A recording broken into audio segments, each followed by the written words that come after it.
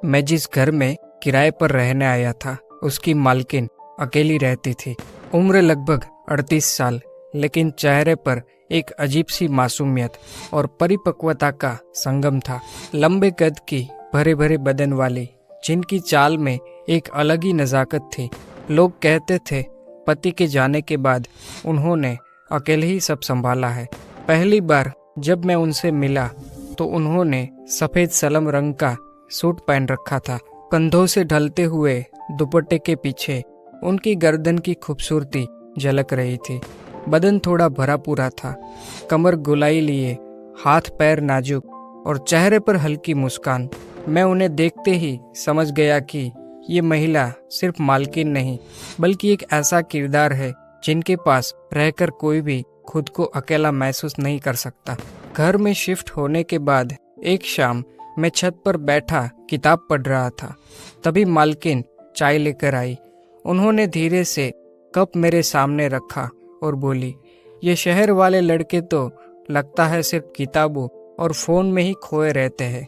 पड़ोस की तरफ भी ध्यान दिया करो।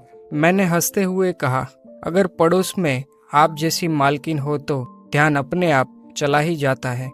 वो हल्की सी शर्मा गई और बिना कुछ कहे बालों की लट कान के पीछे सरका दी। दिन बीतते गए और मैं अक्सर उनके साथ बैठकर बातें करने लगा। वो अपने अकेलेपन की कहानियां साझा करती और मैं अपने सपने। एक दिन बारिश हो रही थी। वो हल्की गुलाबी साड़ी में बरामदे में खड़ी थी। उनकी साड़ी का कपड़ा बारिश की ठंडी हवा से चिपक रहा था और उनके बदन की बनावट साफ नजर आ रही थी। गोलाई लिए हुए कमर, भरी भरी छाती और मजबूत कंधे। मैंने मजाक में कहा, मालकिन आप तो किसी हीरोइन से कम नहीं लग रही। वो हंस पड़ी, तुम भी ना, किराएदार होकर इतनी बातें करते हो। किसी दिन मोहलत निकाल कर मेरा हाल भी पूछ लिया करो। उस दिन उनकी आंखों में एक गहरी नमी थी। उन्होंने धीरे से कहा, पता है इस घर की दीवारें बहुत चुप है और मैं रोज उन्हीं से बातें करती हूँ। कभी कभी सोचती हूँ कि कोई हो जो मेरी बातें सुने। मैंने उनकी ओर देखते हुए कहा, अगर आप चाहे तो मैं ये खामोशी तोड़ सकता हूँ। वो चुपचाप मेरी तरफ देखती रही, फिर धीरे से बोली, तुम्हें किराया देने की उतनी जरूरत नहीं, बस कभी कभी मेरा हाल पूछ लिया करो।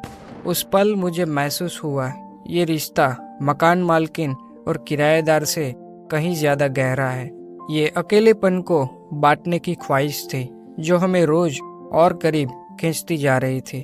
अब हमारी मुलाकातें सिर्फ किराया या घर तक सीमित नहीं रही। हम साथ बैठकर चाय पीते, मोहल्ले की गपशप करते और कभी कभी चुप्पी में बस एक दूसरे को देखते रहते। मालकिन अब सिर्फ मेरे लिए घर देने वाली औरत नहीं रही, वो मेरे साथी बन चुकी थी। उनके चेहरे की लाली, उनकी आंखों की चमक और उनके बदन की वो गर्माहट सब मुझे अपनी तरफ खींच रहे थे। और मैं जानता था ये कहानी यहीं खत्म नहीं होगी। ये रिश्ता अब हर दिन और गहराता जाएगा। आगे की कहानी सुनने के लिए चैनल को जल्दी से सब्सक्राइब कर लो।